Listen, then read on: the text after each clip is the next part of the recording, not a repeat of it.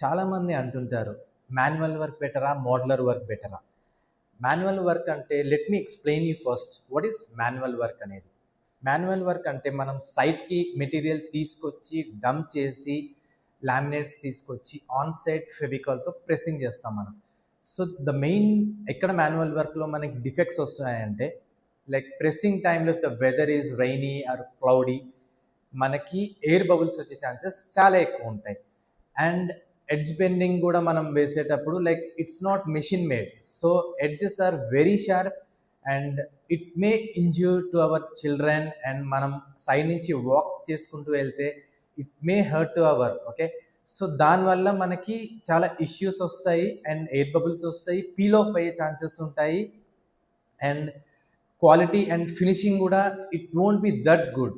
But ఒకసారి మీరు modular గురించి ఆలోచించండి. ఆన్ ఫ్యాక్టరీలో ఎక్కడైతే ప్రొడక్షన్ చేస్తామో that will be the very good option for everything. And quality purpose కూడా it will last very long, like 10 to 15 years depending on the material you use.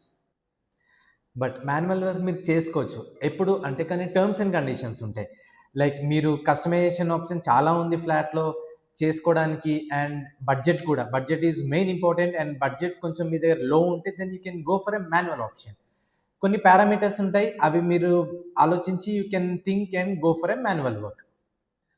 10 years back మేము చాలా manual works చేసాం. చాలా issues వచ్చాయి, air bubbles వచ్చాయి, peel off అయ్యేవి చాలా ఉన్నాయి.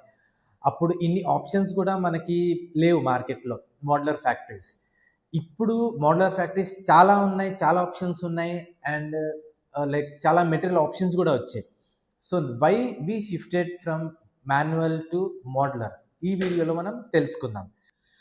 చాలామంది అంటుంటారు మాన్యువల్ వర్క్ అంటే ఏదో సైట్లో తీసుకొచ్చి చేస్తారు, మోడ్యులర్ వర్క్ అంటే ఫ్యాక్టరీలో తీసుకొచ్చి ఏదో మెటీరియల్ వాడి ఇన్స్టాల్ చేస్తారని చెప్పి. But that is not a real one okay.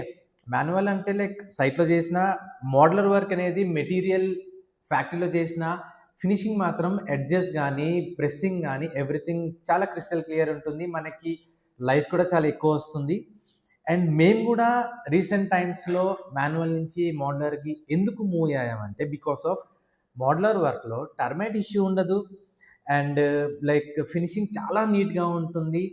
And warranty cover అవుతుంది. అండ్ లైక్ ఫినిష్ ఇప్పుడు ఎడ్జ్ ఫినిషింగ్ అనేది చాలా బాగా వస్తుంది.